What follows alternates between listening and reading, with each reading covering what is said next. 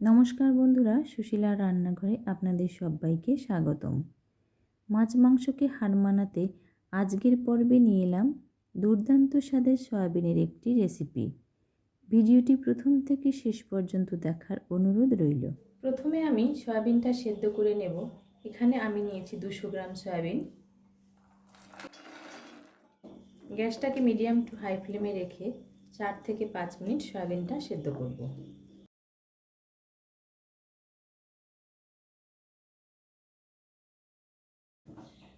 সয়াবিনটা সেদ্ধ হয়ে গেছে, এবার আমি নামিয়ে ঠান্ডা জলে ভালো করে ধুয়ে নেব। সয়াবিনটা সেদ্ধ করে ধুয়ে রেখে সমস্ত মশলাপাতি আমি গুছিয়ে নিয়েছি। এবার রান্নাটা শুরু করব। প্রথমে আমি আলুটা ভেজে নেব।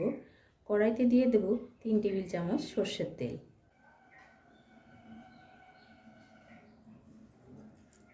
গ্যাসটাকে মিডিয়াম ফ্লেমে রেখে 3 থেকে 4 মিনিট আলুগুলো ভেজে নেব।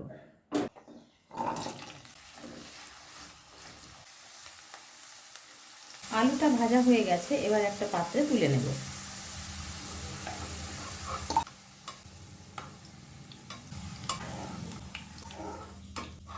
এখান থেকে কিছুটা পরিমাণ তেল আমি তুলে রাখব।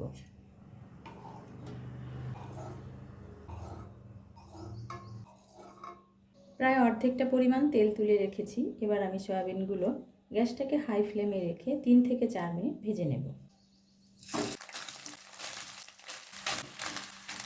সয়াবিনটা ভাজার সময় আধা টেবিল চামচ পরিমাণ হলুদ দিয়ে দিলাম।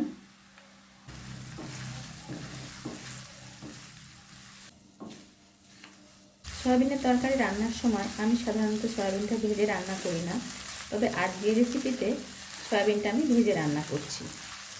সয়াবিনটা প্রায় ভাজা হয়ে গেছে। দেখুন সয়াবিনের কালারটা কত সুন্দর হয়েছে। এরকম ভাজার সময় হলুদ দিলে সয়াবিনের কালারটাও ভালো হয় এবং রান্নার পরেও ঝোলের কালারটাও খুব সুন্দর হয় দেখতে।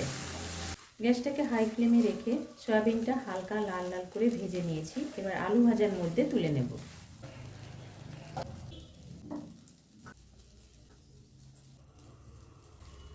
কড়াইতে এবার 3 টেবিল চামচ তেল দিয়ে দেব।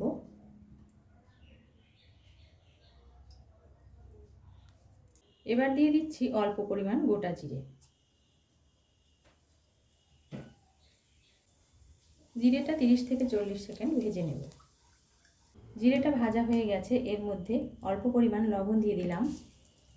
বড় সাইজের একটা পেঁয়াজ বেটে নিয়েছি, সেটা গ্যাসটাকে মিডিয়াম ফ্লেমে রেখে 2 মিনিট ভেজে নেব।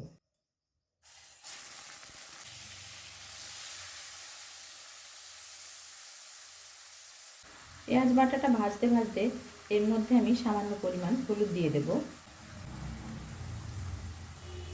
হলুদটা দেওয়ার পর একটুখানি নাড়াচাড়া করে নিয়েছি। এবার আধা টেবিল চামচ পরিমাণ কাশ্মীরি লাল লঙ্কার গুঁড়ো এর মধ্যে দিয়ে দেব। দিয়ে দেব 2 টেবিল চামচ আদা রসুন বাটা। 2 মিনিট কষিয়ে নেব।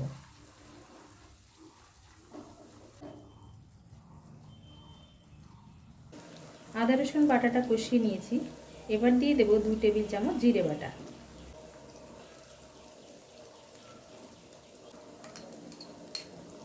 চারটে শুকনো লঙ্কা আমি বেটে নিয়েছি, এবার সেটা দিয়ে দিলাম। এবার দেব বড় সাইজের একটা টমেটো কুচি। যে তেলটা আমি তুলে রেখেছিলাম সেটা দিয়ে দিলাম। এবার গ্যাসটাকে মিডিয়াম ফ্লেমে রেখে 2 থেকে 3 মিনিট কষিয়ে নেব। সমস্ত মশলাটা আমি কষিয়ে নিয়েছি। এবার আলু সয়াবিনটা ভেজে রেখেছিলাম সেটা এর মধ্যে দিয়ে দেব। দিয়ে দেব 3 টেবিল চামচ টক দই। এবার গ্যাসটাকে হাই ফ্লেমে রেখে 1 মিনিট নাড়াচাড়া করব।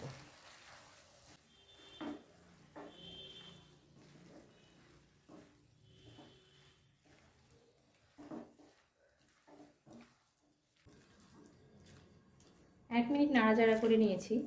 এবার আধা টেবিল চামচের একটু বেশি হলুদ দিয়ে দেব। হলুদটা দেওয়ার পর একটুখানি নাড়াচাড়া করে দিলাম। এবার দেব পরিমাণ মতো গরম জল।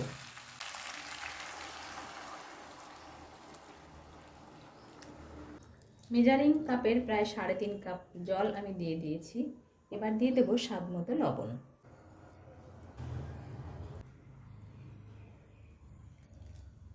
এবার একটা ঢাকনা দিয়ে ঢেকে গ্যাসটাকে হাই ফ্লেমে রেখে 5 থেকে 6 মিনিট রান্না করব।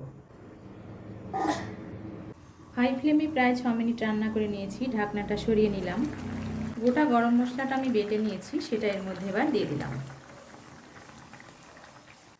গরম মশলাটা দিয়ে 30 থেকে 40 সেকেন্ড নাড়াচাড়া করে নিয়েছি।